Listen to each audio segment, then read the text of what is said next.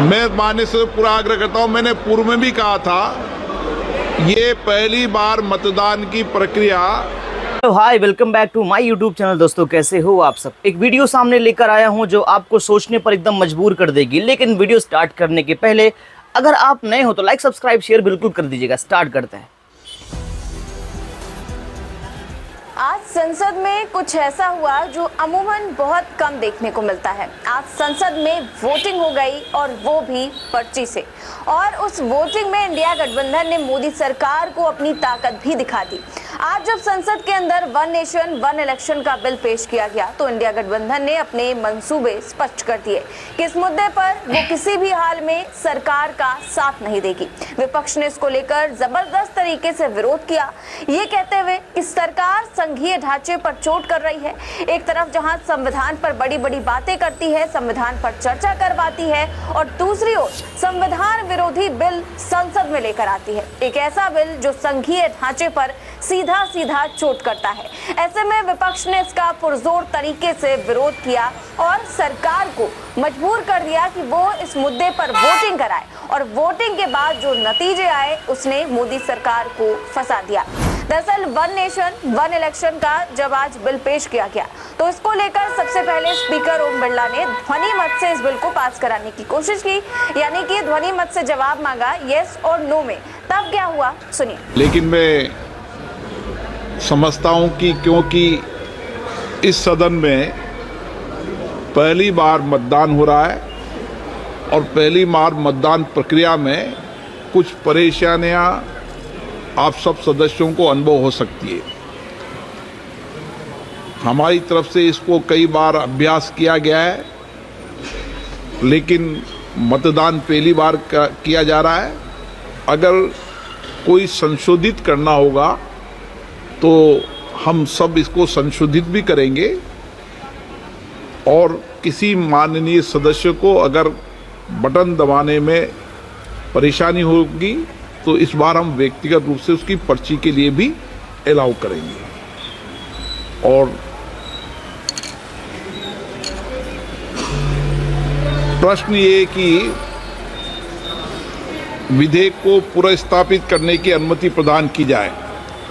जो सदस्य इसके पक्ष में हाँ कहें, जो सदस्य विरोध में ना कहें। मेरे विचार में निर्णय ना वालों के पक्ष में हुआ। तो ओम बिरला ने कहा कि नो बोलने वाले ज्यादा हैं, तो तुरंत वोटिंग की बात आ गई कि इस पर वोटिंग कराइए, तो तुरंत इलेक्ट्रॉनिक मशीन से वोटिंग कराई गई। जी, अब मतदान नाउ डिवीजन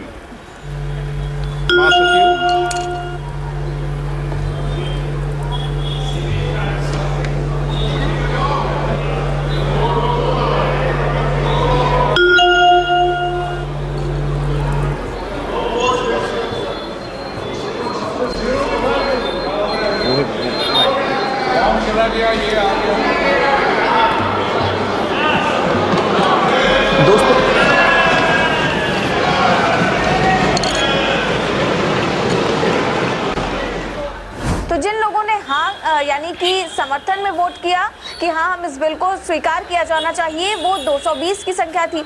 और जिन्होंने ना के लिए बोला यानी कि इसका स्वीकार नहीं होना चाहिए, उनकी संख्या थी 149 और टोटल वोट 369 थे। यानी कि यहाँ पर जो संख्या थी वो नो की कम थी और यस की ज्यादा थी। तो विपक्ष ने इसको लेकर के आपत्ति दर्ज कराई कि क्योंकि भाई पहली बार इलेक्ट्रॉनिक मशीन से संसद में वोटिंग हुई है तो हो सकता है किसी ने गलत बटन दबा दी हो या फिर जो है गलती से कहीं और वोट पड़ गया हो। तो इसको लेकर मांग की गई कि अब पर्चियों से वोटिंग कराई जाए। तब क्या कुछ कहा ओम बिरला ने, सुनिए।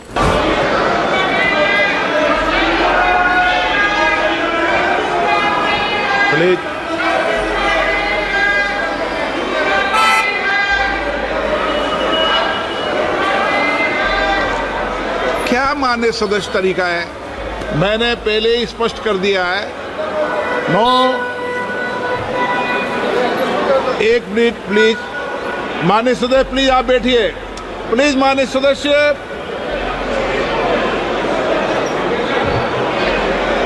आप सब वरिष्ठ हैं। अरे माननीय सदस्य प्लीज प्लीज एक मिनट। एक बार दोबारा कराएंगे, रुको, एक बार दोबारा कराएंगे। हाँ, ऑब्जेक्शन है, उनको पर्ची दे दीजिए। जी। मैं माननीय सदस्यों से पुनः आग्रह करता हूं, मैं माननीय सदस्यों से, प्लीज बैठिए, एक बात सुनिए। मैं माननीय सदस्य पूरा आग्रह करता हूं, मैंने पूर्व में भी कहा था, ये पहली बार मतदान की प्रक्रिया इलेक्ट्रॉनिक तरीके से कर रहे हैं। अगर किसी माननीय सदस्य को कोई आपत्ति हो तो वह अपने मत को पर्ची के माध्यम से भी संशोधित कर सकता है।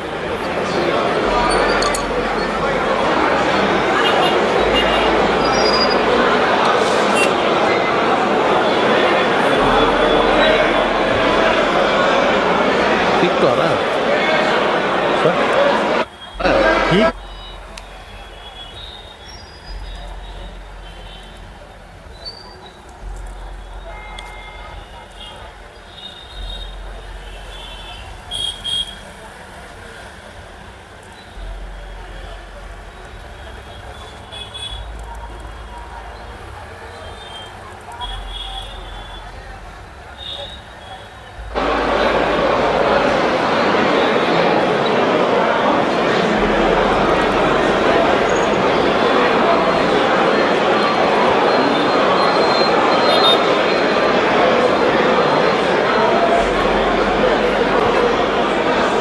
दोस्तों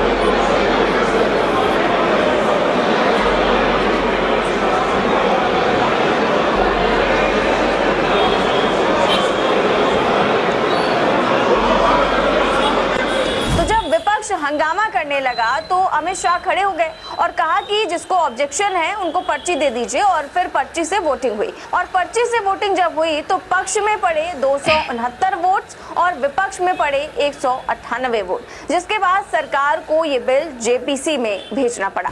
अमित शाह ने खड़े होकर कह दिया कि भाई सरकार तैयार है जेपीसी में ये बिल को भेजने के लिए। अब जब जेपीसी में इसको हरी झंडी मिलेगी तो संसद में ये बिल पेश किया जाएगा, वरना ये जेपीसी में ही पड़ा रहेगा। पहली बात तो जेपीसी में किसी बिल के जाने का मतलब ही होता है कि बिल को ठंडे बस्ते में डाल देना। आपको याद होगा पिछले संसद सत्र में वक्फ संशोधन बिल भी लाया गया था, जिसको लेकर खूब विरोध हुआ था, विपक्ष ने जमकर हंगामा भी किया था, तो फिर ये बिल जेपीसी में भेज दिया गया था और अब उसका भी कोई पता नहीं है। तो अब ऐसे में ये वाला बिल भी जेपीसी में भेज दिया गया। दरअसल जेपीसी में सभी पार्टियों के सांसद होते हैं, उसमें सत्ताधारी दल के भी सांसद होंगे, विपक्ष के भी अलग अलग पार्टियों के सांसद होते हैं। तो वो बातें जो भरी संसद में नहीं की जाती, कई बार बंद कमरों में सांसद करते हैं, जेपीसी में बहुत गहनता से चर्चा होती है, हर पार्टी अपनी आपत्तियां रखती है और उसको सुना जाता है, समझा जाता है।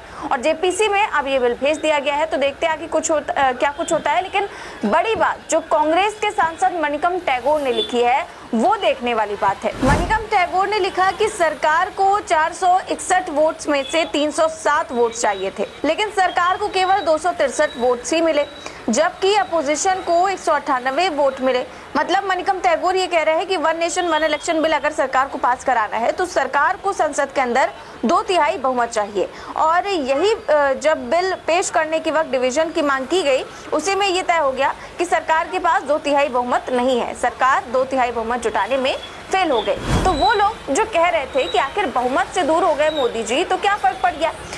तो यही फर्क पड़ता है कि इतने गंभीर बिलों पर कम से कम अब गहनता से चर्चा होगी, क्योंकि सरकार को पता है कि विपक्ष को साथ लिए बिना वो कोई बिल पास नहीं करवा पाएगी, क्योंकि उसके सहयोगियों को जोड़कर भी 2/3 बहुमत नहीं हो रहा है। दरअसल लोकसभा में अगर 543 सांसद वोटिंग में शामिल होते हैं तो बिल पास कराने के लिए सरकार को 362 वोट चाहिए, और राज्यसभा में बिल पास कराने के लिए सरकार को 164 वोट चाहिए। और अभी लोकसभा में एनडीए के पास है 292 सीटें और राज्यसभा में 122 सीटें और 6 मनोनीत सांसद भी एनडीए के साथ है। ऐसे में विपक्ष के बिना और विपक्ष की सहमति के बिना कोई भी बिल सरकार अब पास नहीं करवा सकती है। ऐसे भी बिल लाया करेगी सरकार और वो जेपीसी में भेज दिए जाएंगे, जैसा कि आज इस बिल के साथ हुआ है। तो ऐसे में देखना होगा कि आगे क्या कुछ होता है इस बिल के साथ, क्या वो ठंडे बस्ते में ही रहता है या फिर सदन में इस पर चर्चा होने के लिए आता भी है। लेकिन इस वक्त की अगर बात करें तो ये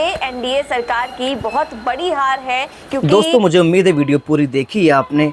और दोस्तों मुझे आपके कमेंट का बिल्कुल वेट रहेगा, क्योंकि हमारे यहाँ पे आपके कमेंट्स का बहुत वैल्यू है।